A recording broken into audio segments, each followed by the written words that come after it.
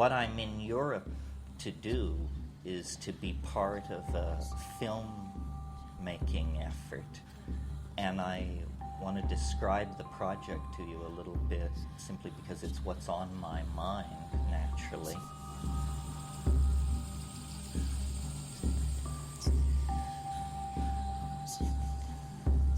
It's not a film about rave culture. It's not a film about Albert Hoffman.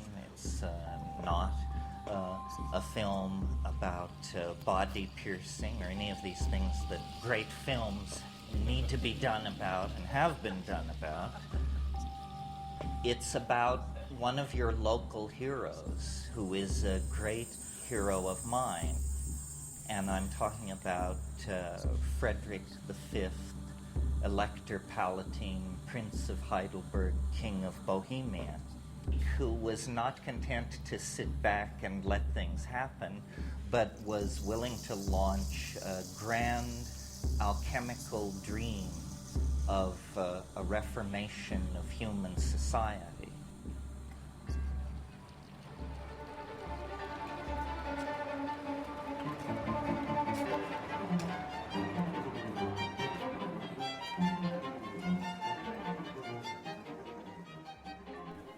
Okay, this is a prophecy in the Hermetic literature. A day will come when men will no longer care for the earth, and at that day the gods will depart and everything will be thrown into primal chaos. This prophecy was strongly in the minds of the strains of non-Christian thought that evolved at the centuries of closure of the Roman Empire.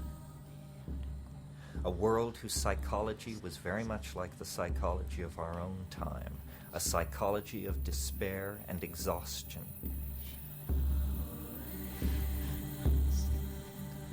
LSD was not sufficient, even coupled with rock and roll. It only brought oppression. It was like a failed alchemy. Instead of the dissolving and recrystallizing at a higher and more angelic level, thousands of prisons were built and the entire thing failed. But this spirit is the spirit of life itself, the spirit of novelty itself, and it will not be suppressed for long in any time or place.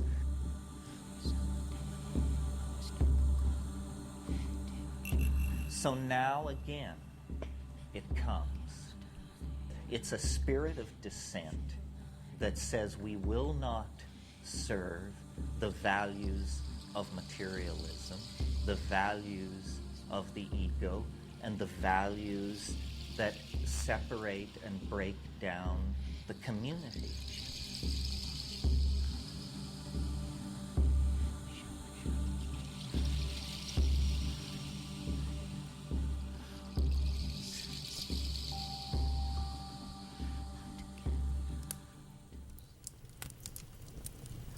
In the 120 years from 1500 to the beginning of the 30 Years' War, Europe was caught in a number of conspiracies and political intrigues directed toward moving Europe toward a magical and alchemically based society.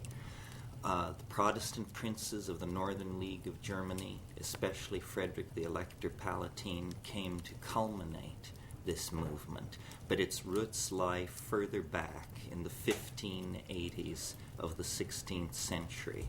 It was in this period that the English astrologer, astronomer, mathematician, navigator, and expert of espionage, John Dee, launched his famous and mysterious mission to Bohemia, a little-known incident in European history which holds clues to understanding the fate and evolution of modern science and the nature of a lost world of magical and alchemical thinking that once claimed the attention of the European imagination.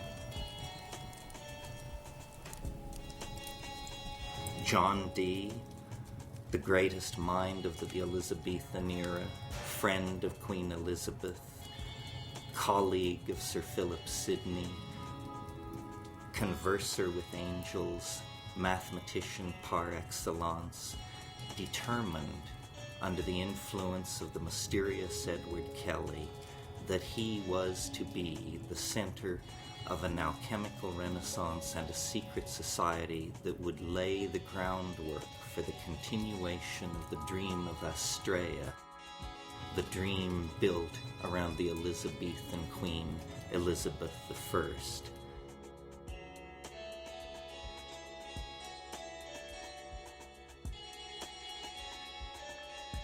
He associated himself intensely with the Arthurian mythical and mystical side of the Elizabethan idea of British Empire.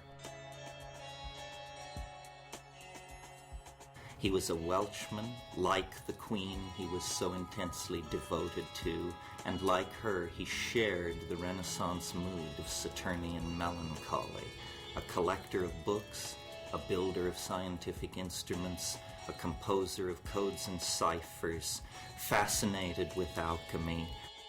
Dee was both the figure of the introspective melancholic and the world-planning, empire-building political visionary. Dee was under the patronage of the Earl of Northumberland, and it was Northumberland who looted the Catholic monasteries at the time of Henry VIII. We have reason to believe that John Dee had virtual carte blanche in selecting manuscripts from those libraries that interested him.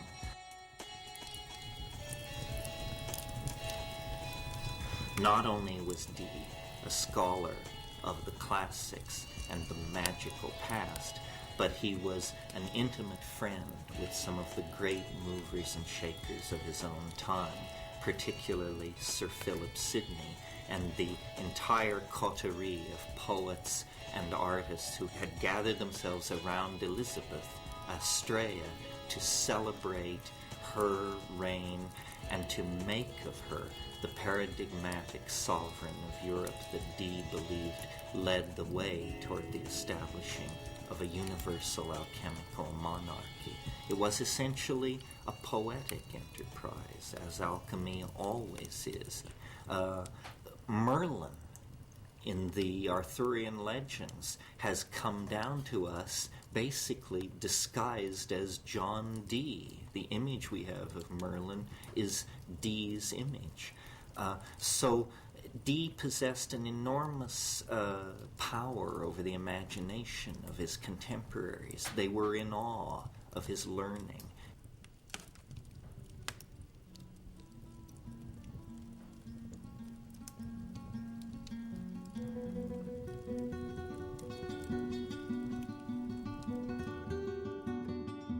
Or let my lamp at midnight hour be seen in some high lonely tower, where I may oft outwatch the bear with thrice great Hermes, or unsphere the spirit of Plato to unfold what worlds or what vast regions hold.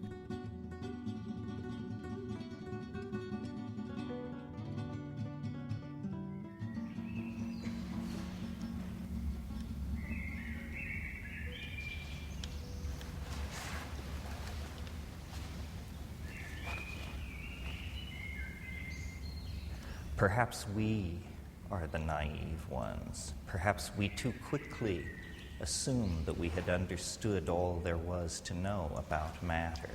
After all, even to this moment, we cannot locate the seat of the imagination in matter. We cannot trace the evolution of a human thought or hope in matter.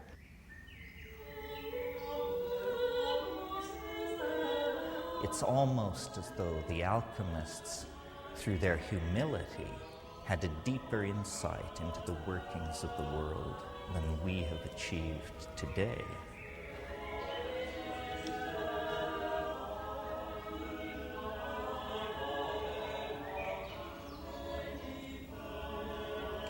The transformation of matter into a universal panacea for the redemption of mankind. This was Dee's great passion. This was the overarching theme of his life. a deep, deep commitment to the reformation of society, and a deep, deep exhaustion and rejection of the values of Christendom that he saw betrayed all about him. And then by distillation, and then by coagulation, and then by concentration through firing, the alchemical body is brought to completion. These are processes that go on both within the chemical retort, the alembic, in the alchemist's laboratory, and they are processes which go on in the heart and mind of the alchemist. One process dissolves, another process separates the dross, the gross matter, from the precious. Another concentrates the subtle essence. Another raises the subtle essence to another level of refinement.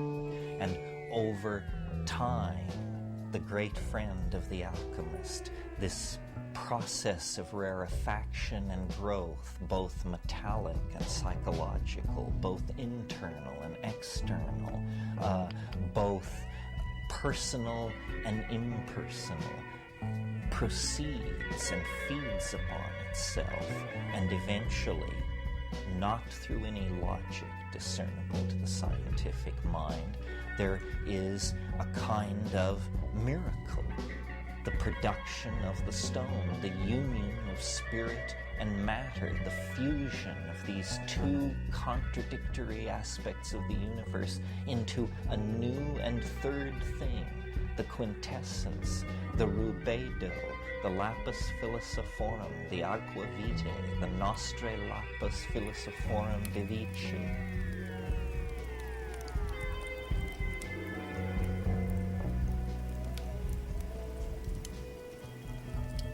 I would place Dr. D at the center of this business, and then it's a dissolve to Mortlake, 1582, the angelic encounter.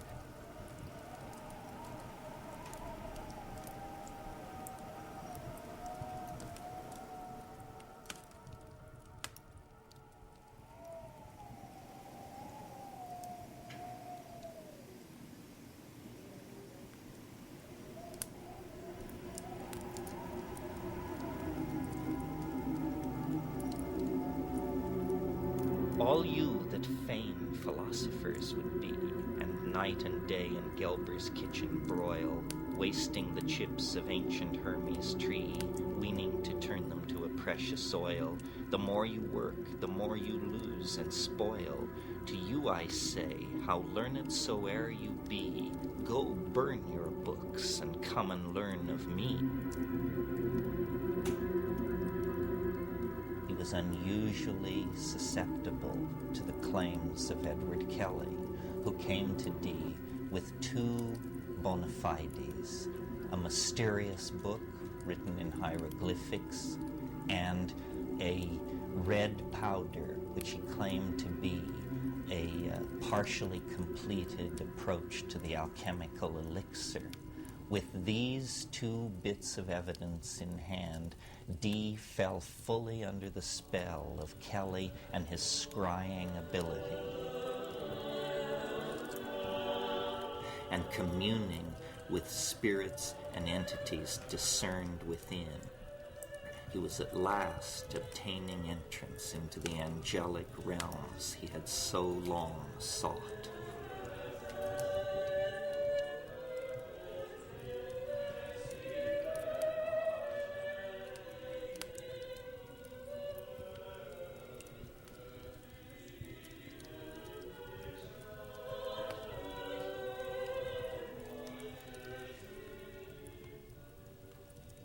The diaries of Dee show that over a period of years and on a daily basis, he and Edward Kelly would regularly retire to the inner chambers of Dee's house, first at Mortlake, and then in a series of courtly settings as they moved about Europe.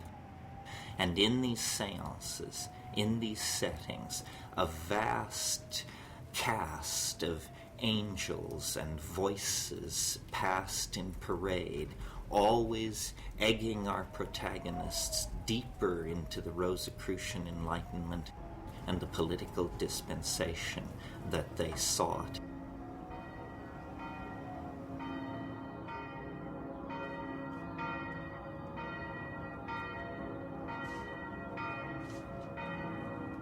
In 1583, they arrived at last in Prague. Prague at that time was ruled by Rudolf II, the occult emperor, collector of dwarves and giants, patron of alchemy and astrology, one of the most eccentric and extravagant rulers in the entire panoply of European history.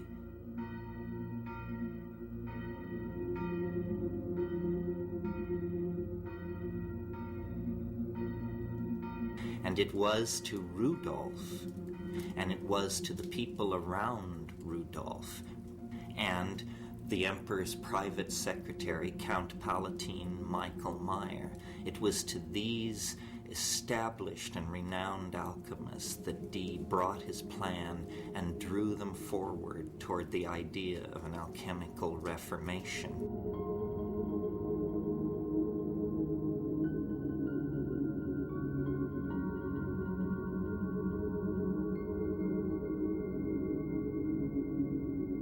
He was able to lay the groundwork for events which a generation later would blossom into the Rosicrucian Enlightenment.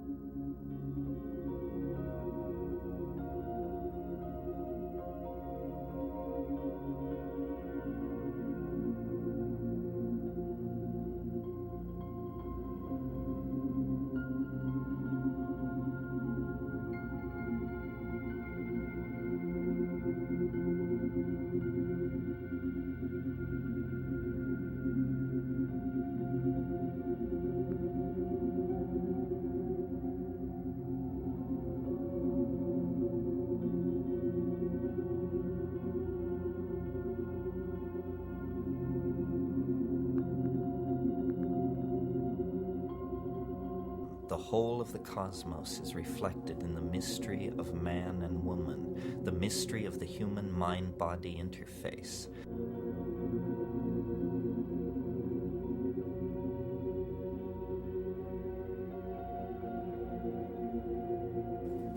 It's important to see Dee as a kind of culmination of a tradition that had been at work for over 150 years in Europe. The use of astrology, numerology, Hebrew Kabbalah, and the doctrine of signatures to produce a magical theory of nature and man's place in it can be traced to a generation before Dee.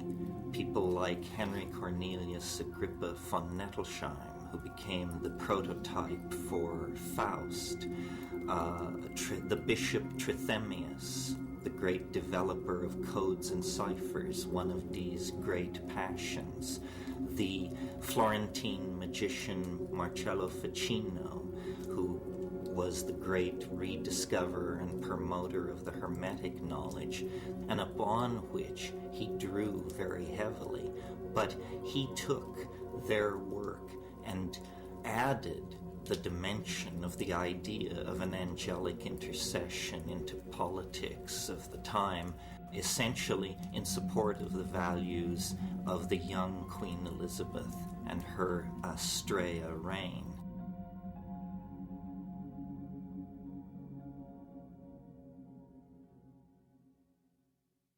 Alchemy and the history of alchemy is full of contradictions, inconsistencies, unions of opposite, if you will.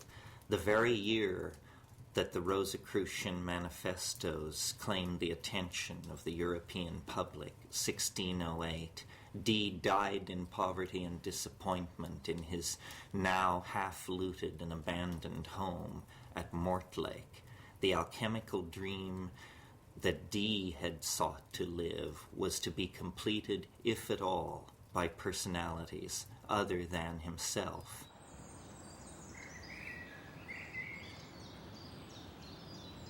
Our revels now ended.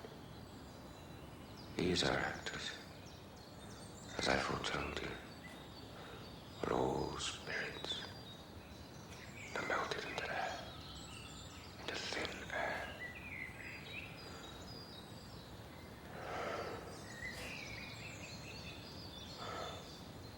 And like the baseless fabric of this vision, the cloud-capped towers, the gorgeous palaces, the solemn temples, the great globe itself,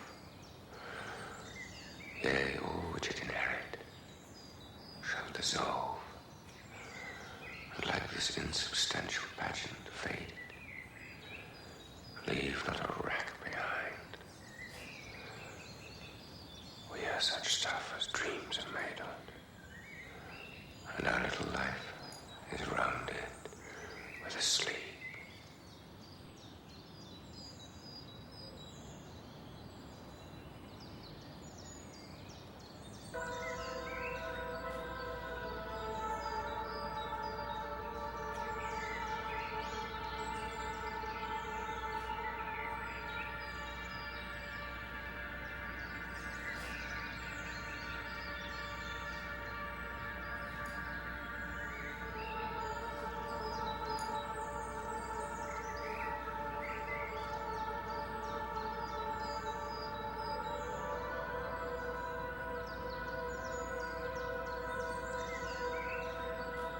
Frederick the Elector, the fifth Palatine Prince of Heidelberg, 16 years old, was betrothed by an arranged marriage to Elizabeth Stuart of England, the daughter of James I, the great-granddaughter of Henry VIII of England. She too was but 16 years old when they were married in one of the most dramatic nuptials that London had ever witnessed.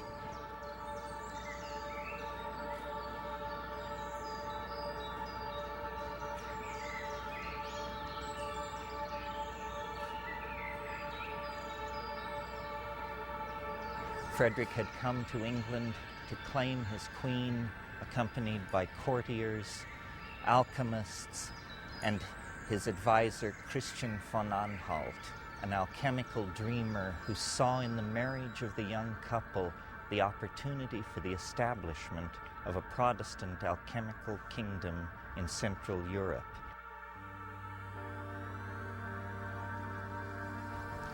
The young couple, lost in love, made their way back to Frederick's beautiful Palatinate in southern Germany, and there they intended to dwell and found a dynasty. But such was not to be.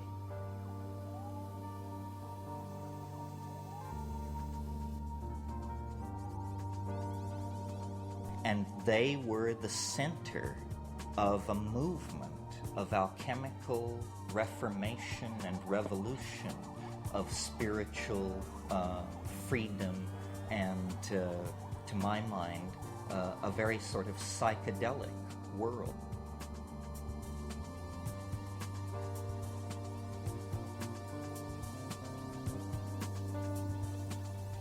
A rarefaction, a good alchemical word, a rarefaction of the human imprint on this planet, a spiritualization of humanity, and a new order of mind folded in to this pair of 16-year-olds.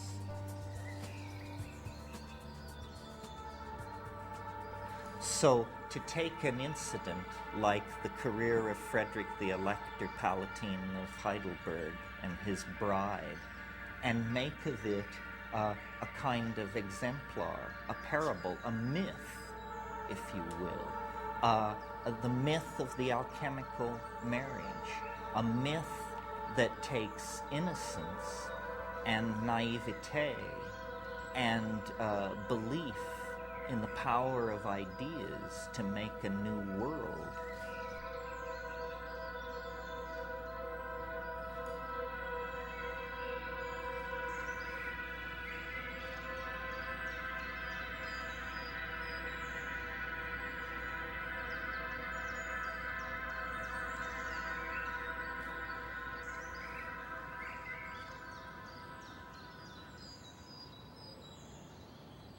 In the decades immediately before the birth of modern science, the exploration of the New World and the flowering of the alchemical imagination confronted European man with a bewildering complexification of nature. And the primary symbol used to understand this bewildering variety of phenomena was the labyrinth, the palace, the Acropolis complex, stretched through time and space, architectonic, pregnant with mnemonic possibility. The palace, the court, became the symbol at the center of the social mandala of the European imagination, and never more so than here at Heidelberg, where Frederick and Elizabeth literalized the mnemonic and alchemical intentions of the age in a vast, sprawling complex of red sandstone cut with secret passageways, hidden doorways, and complexity found ordinarily only in the depths of the human unconscious and the alchemical imagination.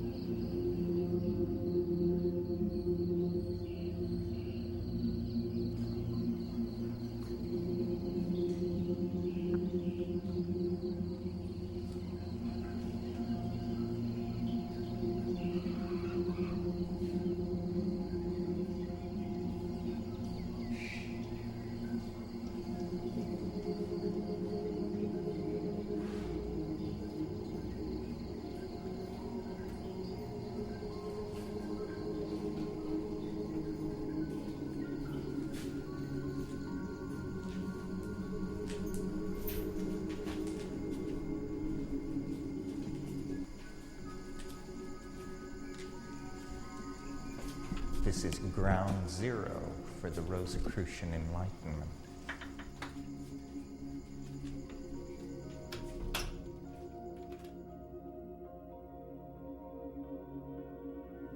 Standing here in the alchemical laboratory of the palace in Heidelberg, we are essentially at the center of the alchemical hopes of the Rosicrucian Enlightenment. It was here in the years before the adventure in Bohemia that Frederick's alchemists, astrologers, and soothsayers toiled directly under the king's observation and control. Here came Michael Meyer, Heinrich Kundrath, the great names of alchemy. It's entirely possible that John Dee was in this room. It's entirely possible that Edward Kelly stood where I am standing now. It's almost impossible to conceive of the hopes and the fantasies and the labors and the dreams that have been generated by and are centered on this room and the objects in it. This is the last alchemical laboratory in the world to fully function before the rise of modern science. And these tools in many ways reflect the internal cosmology of the men and women who used them. This, for example, a typical alchemical distillery, is called the Pelican. Another example of the colorful nature of alchemical vocabulary. It's called the Pelican because it is associated with the myth of a bird which plucks blood from its own breast. The prima materia, feces, black coal, charcoal, salt niter, heated in here, brought to a high temperature, a fevered caloric state, rises into the higher empyrean of the vessel, and there, rarefied, it condenses, liquefies, and flows down into the cooler domain of the child of the pelican. Here the essence is collected, the quintessence, and always the hope was that the next experiment, the next combination of materials would yield the elixir vitae, the lapis philosophorum, the completion that the alchemist sought. And so all this fantastic apparatus that we see around us is really not so much in the service of channeling liquids, gases, but in the service of channeling spirit out of matter and into the higher realms, where it then can be refluxed, recondensed, and the lapis philosophorum, the stone of the philosophers, the central mystery, brought to completion.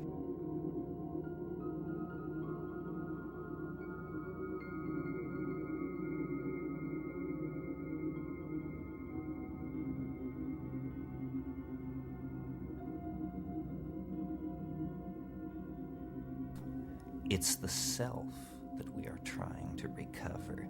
This is lumina de lumina, the light trapped in matter, the lux natura.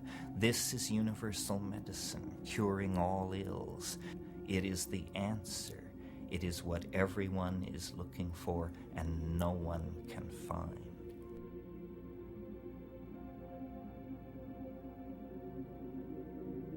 And so the alchemist toiled over the centuries, the torment of the sulfur, the torment of the cinnabar, the search for the triumphant chariot of antinomy, the search for the quintessential essence that represented the union of all the world that the alchemists saw around them.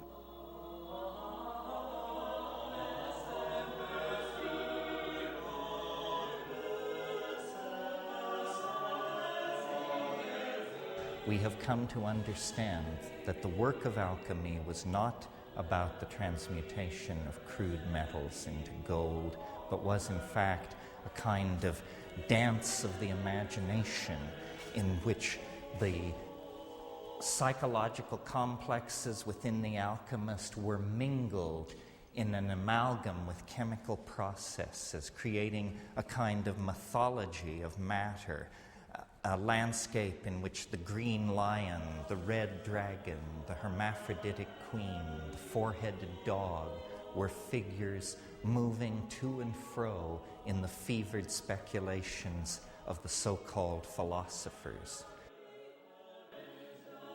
And the belief was that man could work with nature, a full partner with the divine process, and redeem the light fallen into matter, and in so doing, redeem himself.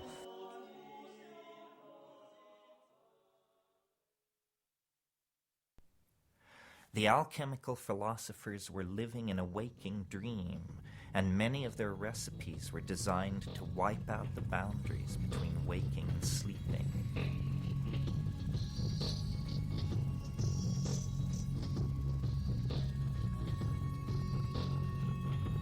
The stages in the great work, beginning in the negredo, the blackening, then the rubedo, the reddening, the citrinitas, the yellowing, the veriditas, the greening, the albedo, the whitening, and finally the purificatio. So at each stage there are substages of dissolutio et coagulatio. It's a melting and a recasting and a purifying of psychic contents. Images are full of ravening beasts, incestuous mother-son pairs, brother-sister pairs, hermaphrodites. All taboos are broken. This stuff just boils up from the unconscious, then is sublimed through the stages and is somehow fixed. And this fixing is the culmination of alchemy. If you bring off this trick, then you possess our stone, the philosopher's stone, the lapis, the sophic hydrolith of the wise.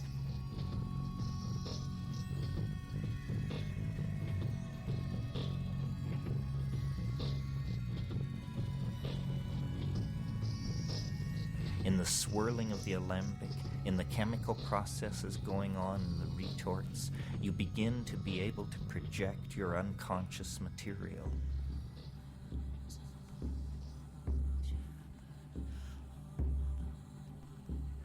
We are never really able, except in the psychedelic state, to transcend the belief in the inner world and the outer world as being somehow separate.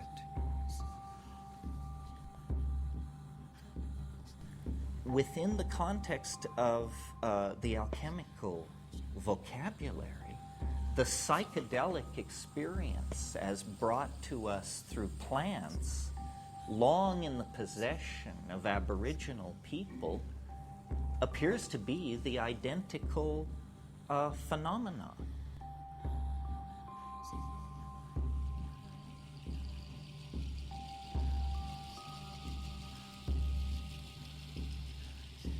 And the plants lift the imprisoning structures of the ego, and the ego flows out into the world.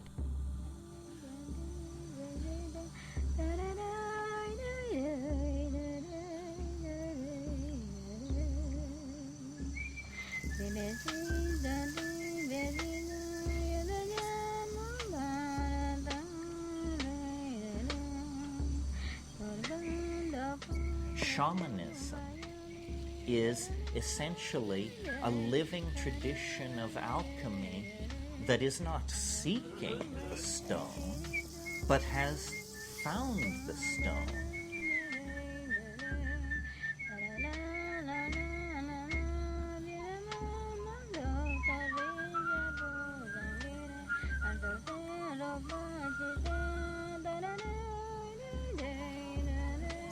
The shamans of the Amazon have attained a sufficient sophistication to explicitly understand that the vessel of alchemical transformation is the body and the head of the experience.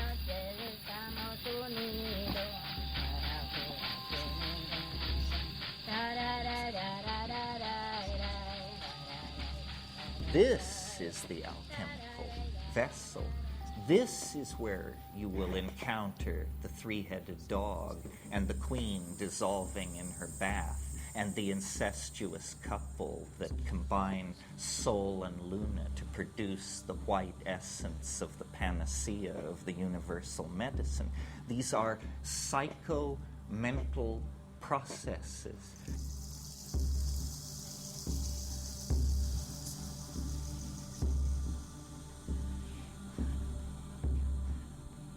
Nature is a great distillery of complexity, alchemical gold, novelty, connection.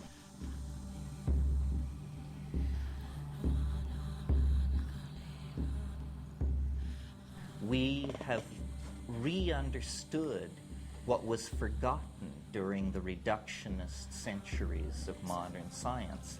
We've re-understood that the world is one thing, and it's a living thing. It's a thing with an intent and a spirit.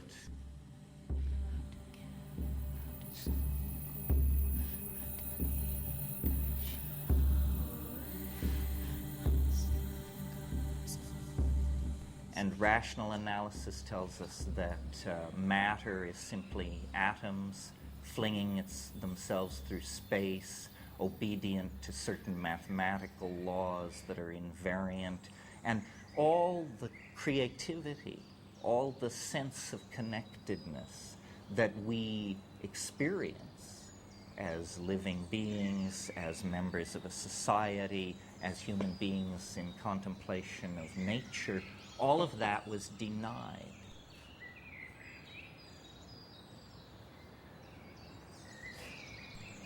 And it reaches its ultimate culmination in a statement made by Jean-Paul Sartre, the French existentialist, who said, "Nature is mute." You understand what I mean? Nature gives no clue, he tells you. Man is alone in the cosmos with his complexes and his obsessions. He confers meaning. I reject this. I think the entire message of the psychedelic experience, which is that nature seeks to communicate. All being is pregnant with language. All reality wants to include the human side of nature in its ongoing intent. One of the most famous of all alchemical axioms is "as above, so below," meaning always that in every small part of reality there is a tiny reflection of the great overstructure of reality. And in the largest structures are hidden the secrets of the smallest, and vice versa.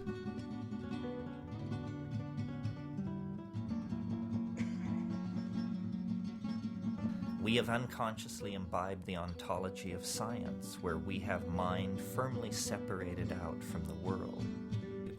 But in an earlier age, mind and matter were seen to be alloyed together throughout nature.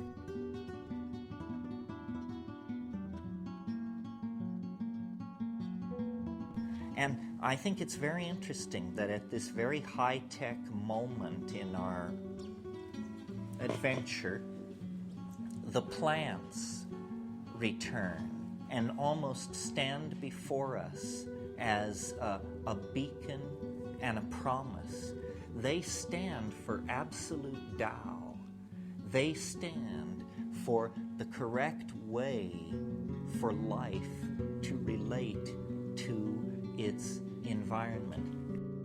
If you look around you, the entire global civilization is undergoing some kind of meltdown. The planet itself is now to be seen as a kind of alchemical retort.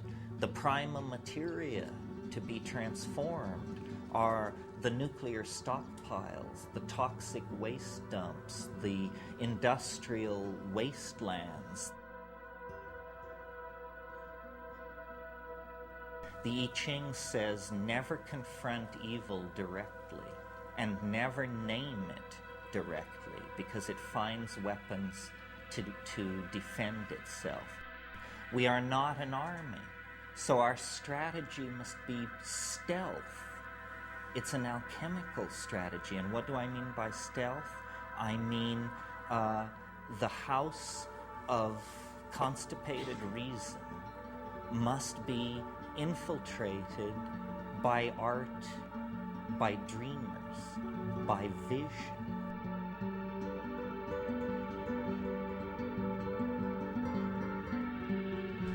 Find the others. Find the others, and then you will know what to do.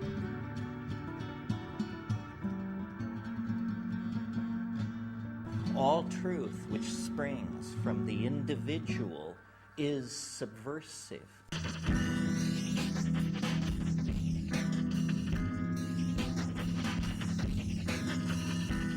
Find the others, and then, using this technology, which was designed to keep track of us, to pick our pockets, and to sell us junk we don't want, use this technology to produce art, massive amounts of subversive art.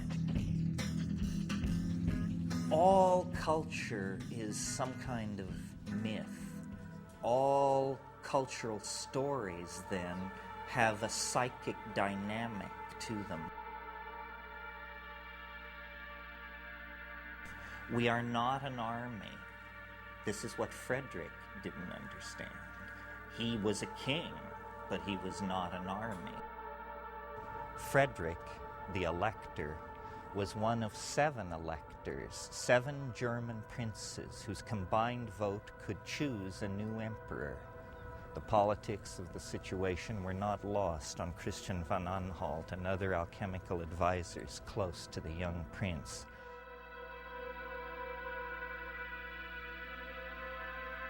Frederick began to plan beyond the fairy tale world of his Heidelberg Palatinate and dream of himself, the alchemical emperor, returned to the throne of the Kingdom of Bohemia in Prague.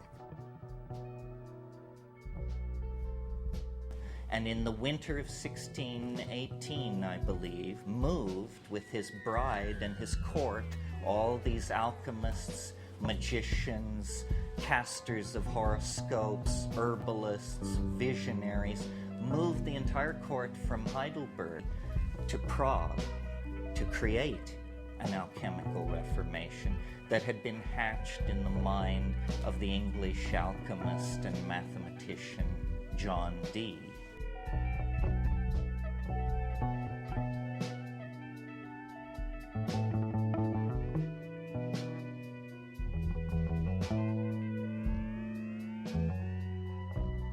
Unfortunately, the alchemical dream was not to be. Frederick's advisors had seriously misjudged the situation. James was not supporting an alchemical revolution.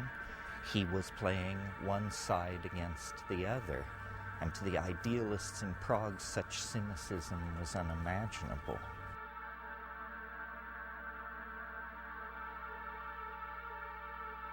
The Habsburgs back in Madrid quickly got wind of what was going on and laid siege to Prague. And the story of the alchemical kingdom and the Rosicrucian Enlightenment, for all purposes, ended at an incident called the Battle of White Mountain.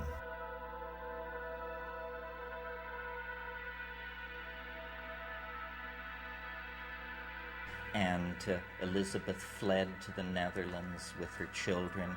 Frederick was defeated at the Battle of the White Mountain.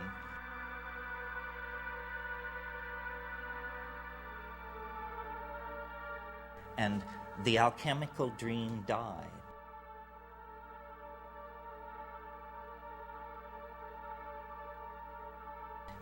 And this was really, in some sense, the beginning of the 30 Years' War. And as you know, going into the 30 Years' War, Europe was a place of popes and kings. At the end of the 30 Years' War, it was a place ruled by parliaments and peoples, and the entire medieval world was swept away.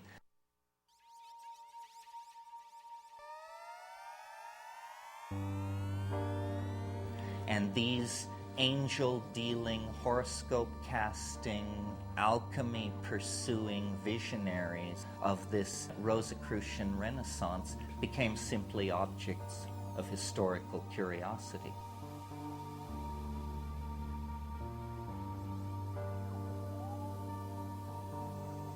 But there was an unbroken thread that, however thinly drawn, persists right up to the present moment.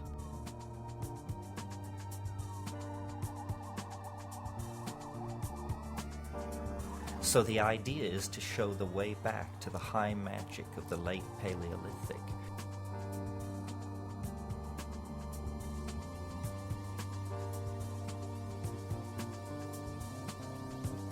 I think that what we want to do is make our way back to the alchemical garden. That's where our roots are. That's where meaning is. Meaning lies in the confrontation of contradiction, the coincidentia oppositorum, a rediscovery of the real ambiguity of being, a deeper possibility, a rebirth of the human spirit.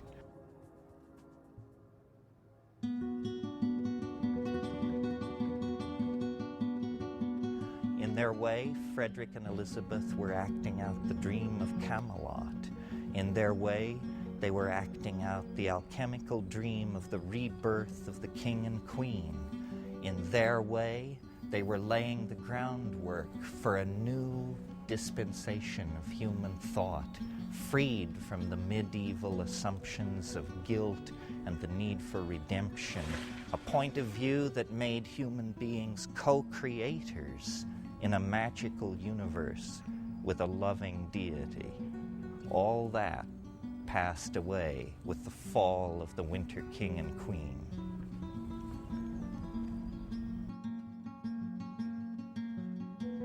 Well, until recently, I thought that that was the end of the story, but there is a coda that is amusing, if nothing else. This Habsburgian army, having laid siege and destroyed the alchemical kingdom, began to retreat across Europe. In that Habsburgian army, there was a young soldier of fortune, only 19 years old, still wet behind the ears, happily soldiering and wenching his way around Europe, and his name was René Descartes. On the night of September 16th, Descartes had a dream, and in this dream, an angel appeared to him, and the angel said to Descartes, "The conquest of nature is to be achieved through measure and number." And that revelation lay the basis for modern science. It's the alchemical angel, which will not die. It returns again and again to guide the destinies of nations and peoples toward an unimaginable conclusion.